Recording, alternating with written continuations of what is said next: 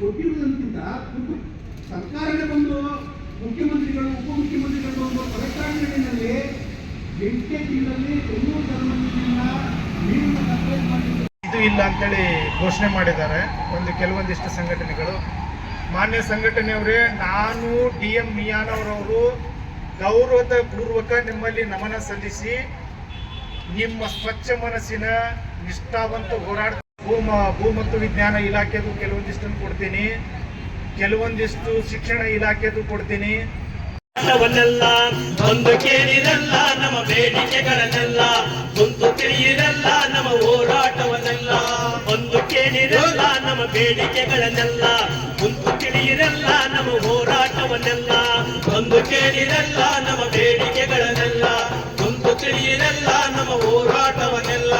2005ರಲ್ಲಿ ಮಾಹಿತಿ ಹಕ್ಕು ಬಂತು. 2005ರಲ್ಲಿ ಮಾಹಿತಿ ಹಕ್ಕು ಬಂತು. 2005ರಲ್ಲಿ ಮಾಹಿತಿ ಹಕ್ಕು ಬಂತು. 2005ರಲ್ಲಿ ಮಾಹಿತಿ ಹಕ್ಕು ಬಂತು. ಪ್ರತಿಯೊಬ್ಬ ಪ್ರಜೆಯು ಕೂಡ ಮಾಹಿತಿಯ ಪಡೆಯುವಂತೆ, ಪ್ರತಿಯೊಬ್ಬ ಪ್ರಜೆಯು ಕೂಡ ಮಾಹಿತಿಯ ಪಡೆಯುವಂತೆ, ಪ್ರತಿಯೊಬ್ಬ ಪ್ರಜೆಯು ಕೂಡ ಮಾಹಿತಿಯ ಪಡೆಯುವಂತೆ, ಪ್ರತಿಯೊಬ್ಬ ಪ್ರಜೆಯು ಕೂಡ ಮಾಹಿತಿಯ ಪಡೆಯುವಂತೆ. ಭ್ರಷ್ಟಾಚಾರ ಬೆಸಗದಂತೆ ಮಾಹಿತಿಯ ಪಡೆಯುವಂತ, ಭ್ರಷ್ಟಾಚಾರ ಬೆಸಗದಂತೆ ಮಾಹಿತಿಯ ಪಡೆಯುವಂತ, ಭ್ರಷ್ಟಾಚಾರ ಬೆಸಗದಂತೆ ಮಾಹಿತಿಯ ಪಡೆಯುವಂತ, ಭ್ರಷ್ಟಾಚಾರ ಬೆಸಗದಂತೆ ಮಾಹಿತಿಯ ಪಡೆಯುವಂತ ಸಂವಿಧಾನದ ಆಶಯವ ಎತ್ತಿ ಹಿಡಿಯುವಂತೆ.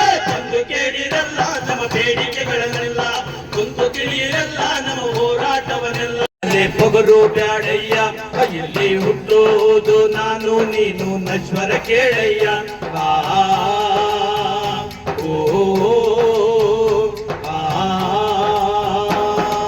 ಕೋಟಿ ಕೋಟಿ ಕೋಟಿ ಇದ್ದರೂ ತಿನ್ನುವುದು ಬರಿ ಅನ್ನ, ಪ್ರಪಂಚಕ್ಕೆ ನೀ ಪ್ರಮುಖನಾದರೂ ಸೇರಲೇಬೇಕು ಮಣ್ಣ. ಕೋಟಿ ಕೋಟಿ ಕೋಟಿ ಇದ್ದರೂ ತಿನ್ನುವುದು ಬರಿ ಅನ್ನ, ಪ್ರಪಂಚಕ್ಕೆ ನೀ ಪ್ರಮುಖನಾದರೂ ಸೇರಲೇಬೇಕು ಮಣ್ಣ. ಬದುಕು 3 ದಿನದ ಸಂತೆ ಎಂಬುದ ನೀನು ತಿಳಿದು ಈ ಮಾನವೀಯತೆ ಮರೆಯಬೇಡಯ್ಯ. ಮನುಜ ನೀ ಮನುಜನಿಗಭಯ ಹಸ್ತವ ನೀಡಯ್ಯ. ತಿರುಗೋ ಈ ಭೂಮಿ ಮೇಲೆ ಪೊಗರು ಬ್ಯಾಡಯ್ಯ, ಇಲ್ಲಿ ಹುಟ್ಟೋದು ನಾನು ನೀನು ನಶ್ವರ ಕೇಳಯ್ಯ.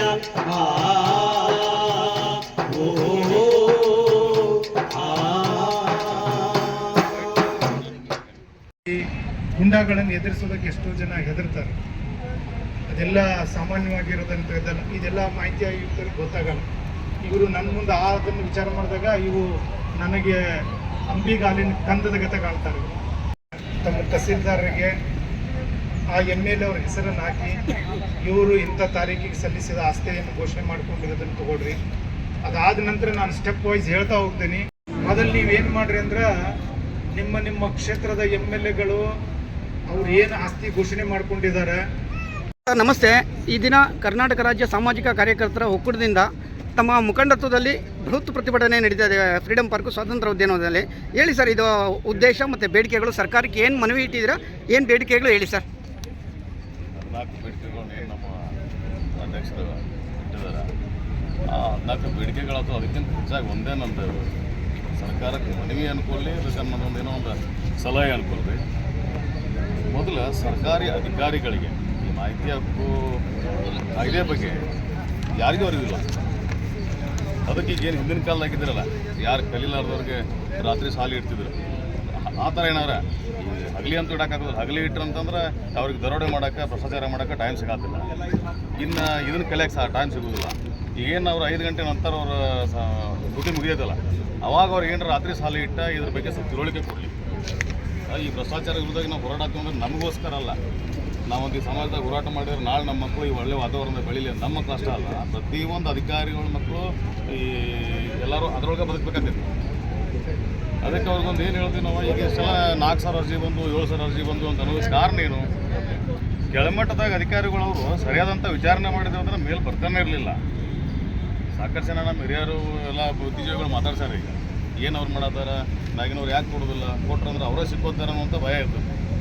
ಅದಕ್ಕೆ ಅವ್ರು ಕೊಟ್ಟಿಲ್ಲ. ಅದಕ್ಕೆ ಮೊದಲು ಏನು ಮಾಡೋದು ನೀವು, 7,000 8,000 ಅರ್ಜಿ ವಿಲೇವಾರಿ ಮಾಡೋದಾಗಲಿ, ಬ್ಲಾಕ್ ಶೀಟ್ನ ಸೇರಿಸೋದಾಗಲಿ ಮಾಡೋದಕ್ಕಿಂತ ಮೊದಲು ಅಧಿಕಾರಿಗಳು ಏನು ಮಾಡಿದರು, ಯಾಕೆ ಅವರು ಮೇಲೆ ಬರಕ್ಕೆ ಬಿಟ್ಟರು ಅಷ್ಟು ಅರ್ಜಿಗಳನ್ನ ಬಿಡಬಾರ್ದಾಗಿತ್ತಲ್ಲ.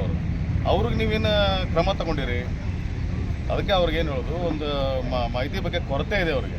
ಅವ್ರು ಹೆಂಗೆ ಓದಿ ಇದಾದ್ರೂ ಗೊತ್ತಿಲ್ಲ. ನಾವು ಅವ್ರಿಗೆ ಬುದ್ಧಿಜೀವಿಗಳು ಅನ್ಕೊಂತೀವಿ, ಸರ್ಕಾರದ ಅಧಿಕಾರಿಗಳಂತ ನಮ್ಗೆ ಗೌರವ ಐತಿ. ಆದರೆ ಈ ಕಾಯ್ದೆ ಬಗ್ಗೆನೇ ಅವ್ರಿಗೆ ಅರಿವಿಲ್ಲ ಅಂತಂದಾಗ ಒಂದು ರಾತ್ರಿ ಸಾರಿ ಹಾಕ್ರಿ ಅಂತೇಳಿ ಸರ್ಕಾರಕ್ಕೆ ಒಂದು ಮನವಿ ಅಂತಲೇ ಬೇಕಾದ್ರೆ ಏನು ತಿಳ್ಕೊಂತಾರೆ ತಿಳ್ಕೊಳ್ಳೋರು. ರಾತ್ರಿ ಅವ್ರಿಗೆ ಡ್ಯೂಟಿ ಮುಗಿದ ನಂತರ ಒಂದು ಕ್ಲಾಸ್ ಟೈಪ್ ಒಂದು ಅಲ್ಲೇ ಒಂದು ಅದ್ರ ಬಗ್ಗೆ ಅರಿವು ಮೂಡಿಸುವಂಥ ಕಾರ್ಯಕ್ರಮ ಮಾಡಬೇಕು ಅವ್ರ. ಸರ್ ಮತ್ತೆ ನಾವು ರಿಪಿಟೇಷನ್ ಪ್ರಶ್ನೆ ಕೇಳ್ತೀವಿ, ಅದೇ ಪ್ರಶ್ನೆ ಕೇಳ್ತೀವಿ ಅಂತಲ್ಲ, ಇಷ್ಟೆಲ್ಲ ನೀವು ಭಾಳ ಎಫರ್ಟ್ ಹಾಕಿ ಇಷ್ಟೆಲ್ಲ ಪ್ರತಿಭಟನೆ ಮಾಡ್ತಾಯಿದ್ದೀರಾ, ಹೋರಾಟ ಮಾಡ್ತಾಯಿದ್ದೀರಾ. ಈ ಒಂದು ಬೇಡಿಕೆಗಳೆಲ್ಲ ಈಡೇರಿದ್ರೆ ಎಲ್ಲರೂ ಸುಮಾರು ಬೆನಿಫಿಟ್ಸ್ ತೊಗೊತಾರೆ.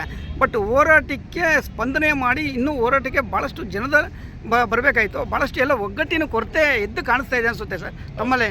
ಇದು ಖಂಡಿತ. ಇವತ್ತು ನಾವು ಖುಷಿ ಪಡಬೇಕಾಗಿದ್ದು ಇಷ್ಟು ಜನ ನಾವು ಸೇರಿದ್ದೀವಿ ಅಂತೇಳಿ ಒಂದು ಕಡೆ ಖುಷಿ ಪಟ್ಟರೆ, ಇನ್ನೊಂದು ಕಡೆ ನನಗೆ ವೈಯಕ್ತಿಕವಾಗಿ ನನಗೆ ನೋವಿದೆ. ನಾನು ವೈಯಕ್ತಿಕವಾಗಿ ಒಂದು 20-50 ಜನರನ್ನ ಬರ್ತೀನಿ ಅಂತ ಹೇಳಿ ನಿನ್ನೆ ಅವ್ರ ಅಧ್ಯಕ್ಷರು ಮಾತು ಕೊಡ್ತೀನಿ. ಅದೇ ಥರ ಕರ್ಕೊಂಬಂದಿದ್ದೆ. ನಮಗೆ ಟ್ರೈನ್ ಸೌಲಭ್ಯ ಸಿಗಲಾರ್ದಕ್ಕೆ ಒಂದು ಕ್ರೂಸರ್ ಮಾಡ್ಕೊಂಡು ಬರಾತಿದ್ವಿ. ತುಮಕೂರಿನಾಗ ನಿನ್ನ ನೈಟ್ ಟ್ರಾಫಿಕ್ ಇರೋದ್ರಿಂದ ಒಂದು ಯಾವುದೋ ಕಾರ್ ಆಕ್ಸಿಡೆಂಟ್ ಆಗಿದ್ದು, ಅದಕ್ಕೆ ಅವ್ರೇನು ಸ್ಟೇಷನ್ಗೆಲ್ಲ ಹೋಗಿ ಅದನ್ನು ಸರಿ ಮಾಡ್ಕೊಳ್ಳೋಕ್ಕೋಸ್ಕರ ಅವ್ರು ಬಂದಿಲ್ಲ.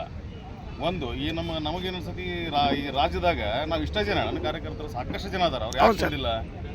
ಒಂದು ಅವ್ರಿಗೇನು ಹೇಳೋಕೆ ಇಷ್ಟಪಡ್ತೀನಿ ಅಂತಂದ್ರೆ, ನಾನು ನನ್ನ ಸಂಘಟನೆ ಅಧ್ಯಕ್ಷ, ನಾನೊಬ್ಬರು ನಮ್ಮ ಏನವ್ರ ಮಾತು ಕೇಳಿದಾಗ ನನಗೊಂದು ಅನಿಸ್ತದೆ, ನಾನು ಒಂದು ಸಂಘಟನೆ ಇದೆ ನಂದು, ಭ್ರಷ್ಟಾಚಾರ ನಿರ್ಮೂಲನೆ ಅಂತೇಳಿ. ನನ್ನ ಸಂಘಟನೆ ಅಧ್ಯಕ್ಷ, ನಾನು ಏನು ಸಂಘಟನೆ ಅಧ್ಯಕ್ಷ, ನನಗೆ ಹೇಳಿಲ್ಲ ನಿನಗೆ ಹೇಳಿಲ್ಲ ಅಂತ ಅನ್ನೋಕೆ ಇದೇನೇನು ಯಾವುದೋ ವೈಯಕ್ತಿಕವಾದ ವಿಚಾರ ಅಲ್ಲ, ಏನು ಅವ್ರ ಮಣಿ ಕಾರ್ಯಕ್ರಮ ಅಲ್ಲ. ಇದು ಒಂದು ಸಮಾಜದಲ್ಲಿ ಹೋರಾಟ ಮಾಡುವಂಥ ಒಬ್ಬ ಪ್ರತಿಯೊಬ್ಬೊಂದು ಮನಸ್ಥಿತಿ ಇದಿರ್ಬೇಕಂತೇಳಿ. ಈಗ ಸರ್ ಬೇರೆ ರಾಜ್ಯ ಸರ್ಕಾರಕ್ಕೆ ಅಥವಾ ಕೇಂದ್ರ ಸರ್ಕಾರಕ್ಕೆ ಏನಾದರೂ ಹೇಳೋಕ್ಕೆ ಇಷ್ಟಪಡ್ತೀರಾ ಸರ್? ನಾವೇನು ಹೇಳ್ತೀವಿ, ಈಗಿನ 14 ಬೇಡಿಕೆಗಳು ಈಡೇರಬೇಕು. ಯಾರು ನಮ್ಮ ಸಹೋದರಗಳು ಬ್ಲಾಕಿಸ್ಟ್ ಹಾಕಾರ ಅದನ್ನು ಅವ್ರು ಇಮಿಡಿಯೇಟಾಗಿ ಅದನ್ನು ಸರಿ ಮಾಡುವಂಥ ವ್ಯವಸ್ಥೆ ಆಗಬೇಕು. ಈ ಭ್ರಷ್ಟ ಅಧಿಕಾರಿಗಳಿಗೆ ತಕ್ಕ ಶಿಕ್ಷೆ ಆಗಬೇಕು. ಆಗಿಲ್ಲ ಅಂತಂತಂದರೆ ನಾವು ಇನ್ನು ಗ್ರಾಮ ಪಂಚಾಯತಿ ಮಟ್ಟದಾಗಲಿ, ತಾಲೂಕಾ ಲೆವೆಲ್ನಾಗಲಿ, ಜಿಲ್ಲಾ ಲೆವೆಲ್ನಾಗ ನಾವು ಹೋರಾಟ ಮಾಡೋಕ್ಕೆ ಸಿದ್ಧ ಅದೀವಿ. ಯಾವುದಕ್ಕೂ ಹಿಂದೆ ಸರುವುದಿಲ್ಲ ಅಂತೇಳಿ ನಾವು